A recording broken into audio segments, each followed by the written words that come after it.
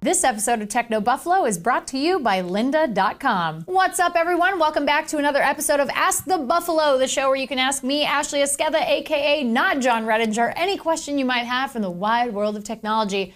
John and his adorable wife are expecting their first child later this year, so they went on vacation to do some major relaxing before the baby shows up. This week, we're going to talk about stuff I didn't write in the teleprompter. This is Ask the Buffalo, so let's get answering.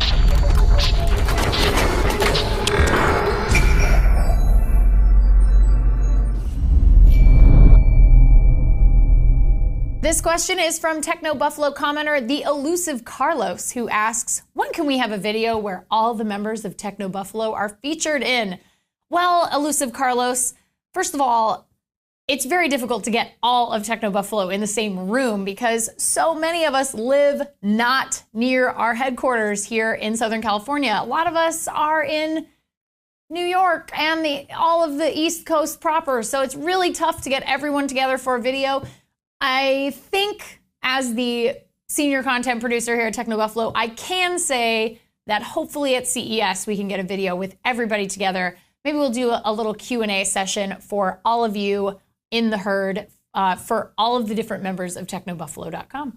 But that's about as good as I can do right now. Next up, Twitter user AsianDude101 wants to know, what is more important for you, hardware or software on a phone? Well, Asian Dude, I think that it's sort of one of those situations where it's like looking for a significant other. Of course, you want them to be kind and cool and funny and just awesome in general, but you also have to have some kind of attraction there. There has to be some sort of physical attraction. And I feel the same way about phones. So obviously you want whatever phone or piece of hardware you're using to do all those great things for you on the inside and productivity wise. You want that software to make you feel really good. You want it to do all the things you need it to do and some things you didn't even expect them to do for you. But on the other hand, you have to make sure it looks good to you. You're not going to want to carry around a phone that you think is ugly unless you are compromising or settling, and that is a whole different can of worms that we will not even get into on this show. Twitter user Invisible Note wanted our opinion on this question.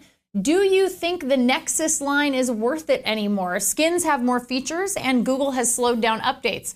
That's actually a really interesting question and one that has been asked a lot in the last couple of months, especially now that these Google Play Edition phones, the HTC One and the Galaxy S4 Google Play Editions are out.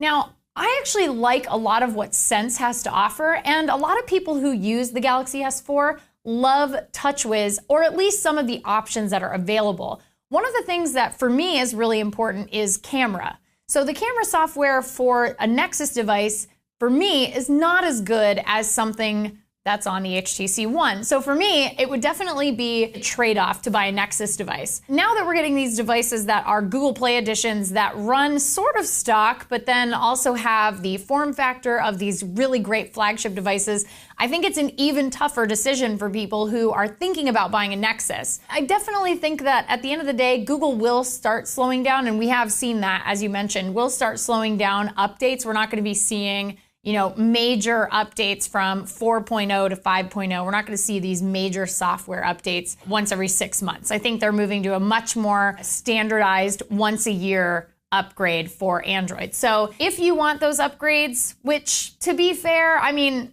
most of us who are tech junkies tend to buy phones a little bit more often than every 2 years. But if you don't and you want those software updates, I would say a Nexus is still worth it. But other than that, go for a Google Play Edition if you're really thinking about it, but you don't want to commit to a contract on a carrier and you want those updates. And lastly, Twitter user Eric Wilborn asks, in honor of John for Lakers, what new mobile technology will prove the most useful for those with babies on the way?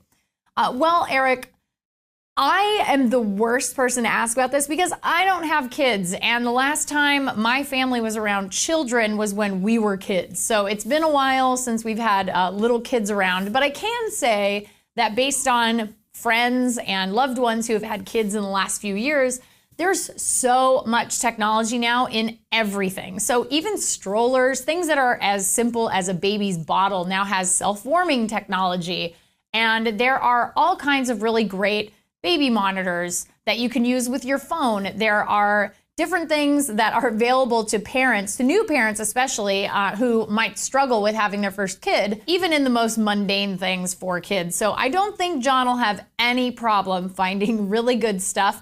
And I'm sure we'll probably throw some kind of weird would it be a man baby shower, Ralph? a man shower? We're gonna throw a man shower for John at some point.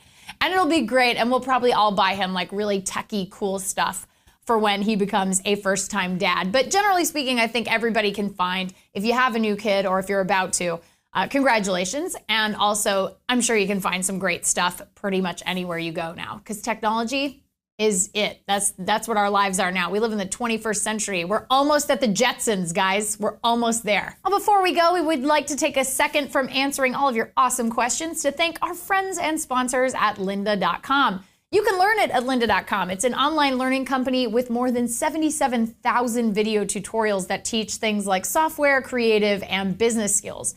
Membership starts at $25 a month and provides unlimited 24/7 access to top quality video courses with expert instructors who have real world experience, which is always nice. You can learn anytime, anywhere, and at your own pace, from bite-sized tutorials to fully comprehensive courses in things like web design, programming, photography, audio and video, and 3D and animation. So that's pretty cool. There's a lot of different things that you can learn. They add new courses every week, and you can save, prioritize, and track progress for each course in your queue.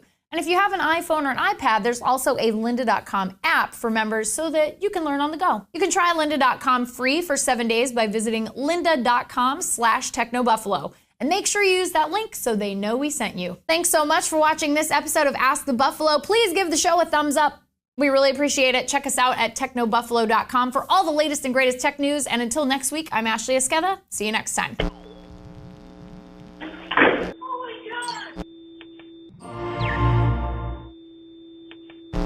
This week, we're going to talk about stuff I didn't write in the teleprompter. This is Ask the Buffalo, so let's get answering. I feel like we should just keep it that way.